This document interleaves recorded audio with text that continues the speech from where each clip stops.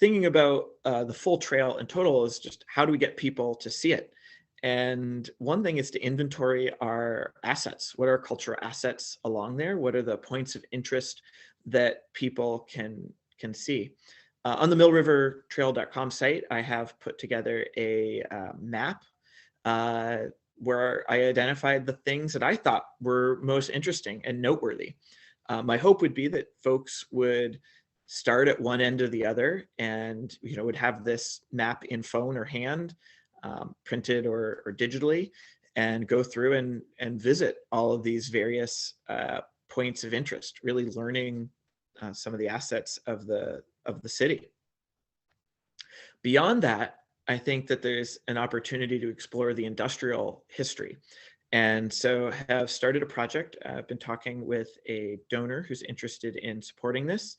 And I think that there's some other funds that might be able to match that.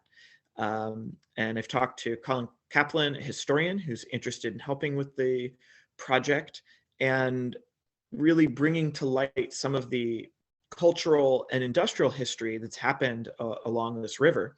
And it's a river that is named the Mill River because it had a mill on it and because people were attracted to it and have used it.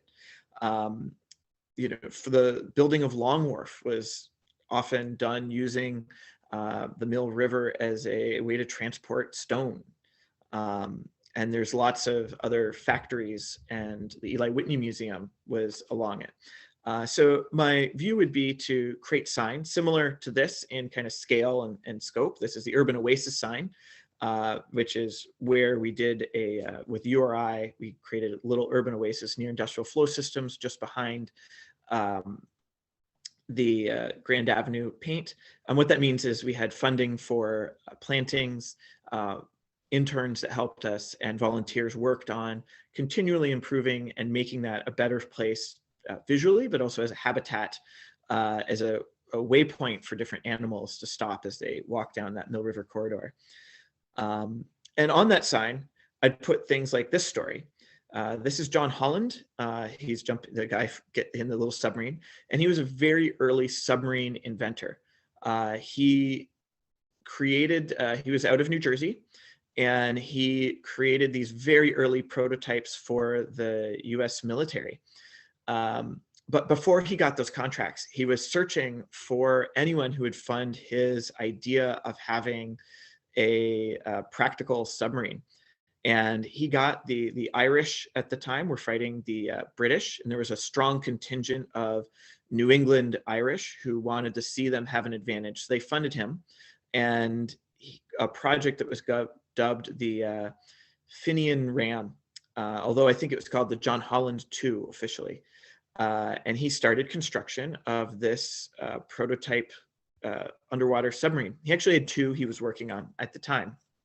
Well, unfortunately, he found there's several issues and kept wanting to perfect the device, the prototype he was building, and went over budget and over the patience of his funders. And many of those funders were apparently from New Haven because they decided to go and claim the property as they saw fit, and forged John Holland's signature, snuck into his labs in New Jersey, and towed away two of the prototype submarines. One of them mistakenly sunk in the Sound on their way to New Haven. The second, they were able to get all the way to New Haven. This is the Ram.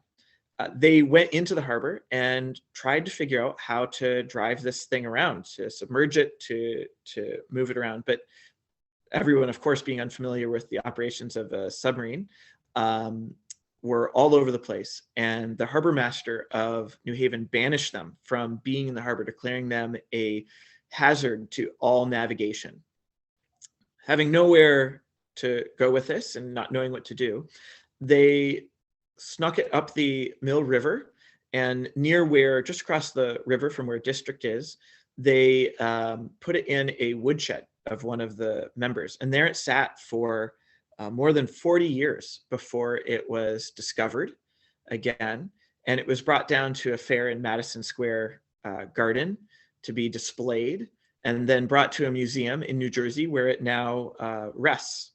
But a little piece of early navigation or a nautical history, and the involvement of the war and the Irish and all sorts of things involved with New Haven.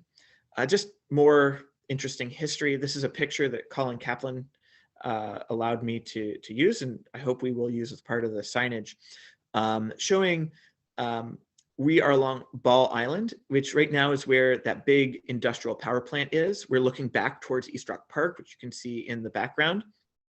And you can see there's lots of people oystering. They have their bases there. They have their boats going out to work in the harbor. And the Ball Island itself is right beside, that's where you see the grass on the right, has had a lot of uses. It was used for grazing cattle. At one point would eat the salt hay, and they would not, sheep, I believe, as well. They couldn't leave the islands. That's what made it useful as an island. Then it was a lumber yard. You see there's the Sanborn map on the side here. This is there's a whole set of maps of all of New Haven known as the Sanborns. They were maps that were used for insurance purposes. And so they were careful to identify all of the buildings and activities that were happening so that they could assess value. And you see the structure of the island, and one of the histories as a lumberyard, predating the expansion of the English Station, which English Station has its own history and environmental legacy that has been left and is an interesting story in itself. This one surprised me. So I was looking through the Sanborns and saw this funny shape in the Mill River that was labeled Bathhouse, a square with an open center at the end of Beach Street. Beach Street no longer exists except for a small segment that comes off of State Street, but you can kind of draw the lines on the Sanborn and figure out that actually this bathhouse would have been very near where the Frenian Ram was stored, near where the highway goes over the Mill River, across from the district. And this is not, a depiction of our exact bathhouse, but this is a bathhouse in New York, which appears to have a very similar structure, and gives you an idea of what might have been right here on the Mill River. You've got to remember that bathhouses had a practical purpose. In fact, I was looking back into the aldermanic meeting notes and the articles, and there was a committee on the bathhouses. There were debates about whether they could continue to just use the raw river, or they should have a tub that would allow them underneath it, that would allow them to keep the water in it even when the tide was low, and extend the times that the bathhouse could be used. There were elections and politics around who was hired to manage and care for these bathhouses. So, it's a reminder of a different time, and I think is a really interesting part of our history to somehow have labeled and put on signage along the trip. And of course, there's so much more that can be said about the Eli Whitney Museum, and we can really build on the institution that is there and the learning that is happening, and the dam, and so much. And in my mind, this would be the history of this place is a great beginning or end capstoning an industrial history walk from here down to Criscolo